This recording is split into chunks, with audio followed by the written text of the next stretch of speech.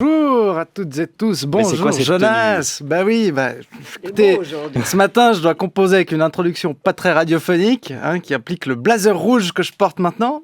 Alors qu'est-ce qu'il a de spécial ce blazer? À part qu'il est trop grand pour moi. Il est trop grand votre veston. Parce qu'il appartenait à Guy Parmelin. Non. C'était la veste rouge qui mettait... Vous avez volé la veste de Guy Parmelin. Non, mais je vais vous expliquer, c'est pas participatif.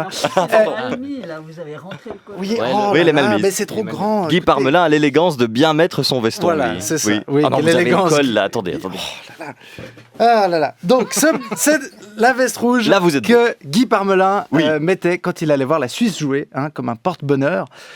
J'ai vu que l'handballeur Nikola Karabatic avait un slip porte-bonheur. Guy Parmelin, je suis plutôt content qu'il ait choisi une veste.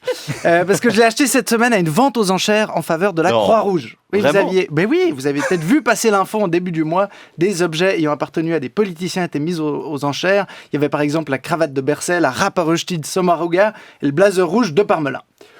Du coup, moi, je l'ai mis aujourd'hui. Faut quand même amortir les 600 balles de dons à la Croix-Rouge. C'était 600 balles, la veste de Parmelin. Oui, 600 balles. Moi, je trouve que c'est pas une bonne affaire. Je trouve que vous êtes trop payé. Ça vous regarde. Oui.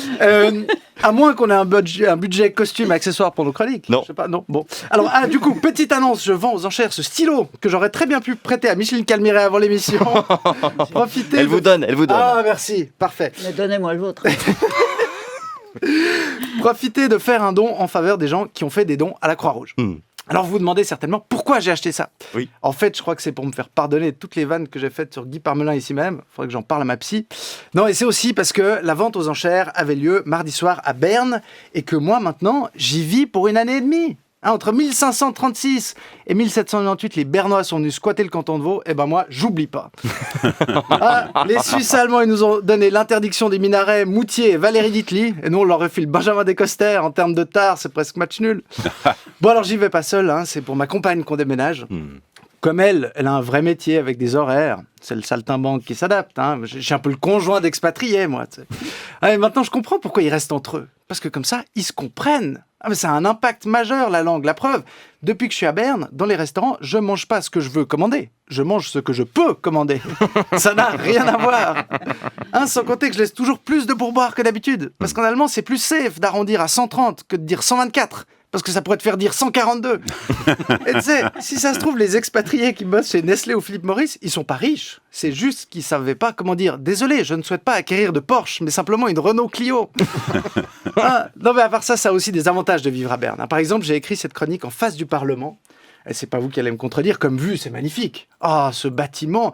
Et qu'est-ce que ça fait du bien de se dire qu'on n'est pas le seul à faire des trucs inutiles sur la place fédérale avec l'argent des contribuables. Mais je me fais pas toutes les coutumes locales non plus. Commencer à travailler monstre tôt, souper à 18h, mettre des Birkenstock. Non, attendez. Arrêtons-nous 2 secondes sur les Birkenstock. Je suis désolé, mais si les tongs, c'est les strings des pieds, les Birkenstock, c'est les culottes de grand-mère. Après, oui, c'est confortable. Mais comme ça coûte la peau du talon, ces sandales, il y a intérêt à ce que ce soit confortable à porter après. Et si le confort, c'est l'argument qui prime, alors t'es sur une pente glissante. Parce que tu vieillis plus vite que ta carte d'identité en Birkenstock. Tu fais plus rien de fun. J'ai pris mon vélo pour aller chercher mon panier de légumes bio et mes bocaux zéro déchet en Birkenstock. J'ai comparé des 3e piliers en Birkenstock. J'ai été un peu contrarié, mais je n'ai pas osé le dire frontalement, car je suis suisse en Birkenstock. Et tu peux pas faire des trucs impressionnants en Birkenstock. Tu vas jamais entendre quelqu'un dire « On a repoussé les Russes hors de Kiev en Birkenstock ».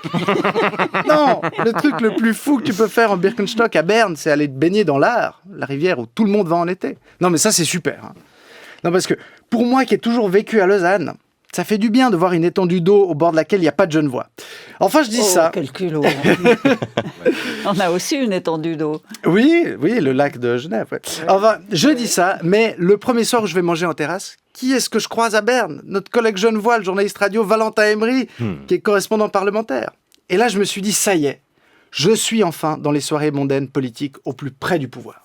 D'autant plus qu'en partant du resto, tu crois Simonetta Sommaruga, qui boit un thé en terrasse avec une amie. Et le seul fait marquant, c'est qu'elle a le col de sa veste comme moi, qui est mal replié. Et t'as envie de le lui remettre. Et tu pourrais. Parce que tu remets le col de Kamala Harris, on te fait une clé de bras. Mais tu remets le col de Simonetta Sommaruga, elle te fait « Ah, merci !»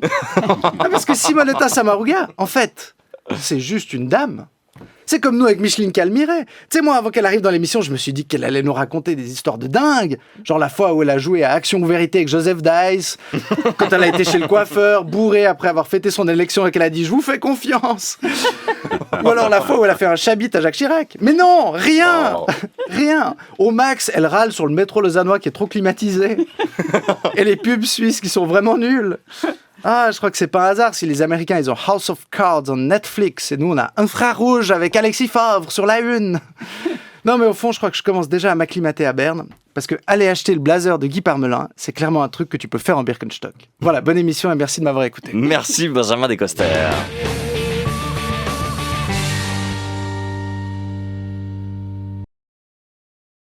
Il n'est pas rouge, il est plutôt bordeaux, je dirais. Non, ouais. non, Oui, je délavais un pas peu. rouge. Par contre, c'est il un est- manque de volonté d'affirmation, un manque Il de est pas courage de s'affirmer rouge. Mais il est doublé en soie, vous avez vu. Hein. Oui, oui, on ne s'est c'est pas dense. attardé sur ça, mais Oh, c'est très doux. Est-ce qu'il y a encore l'odeur de Guy Parmelin? Je n'ai pas reniflé le blazer. Je vais commencer par ça. Non, mais non. Non, mais il y a rien dans les poches surtout. Il n'y a pas de code nucléaire, de trucs. J'espère bien qu'ils ont fouillé les poches avant de vous le donner.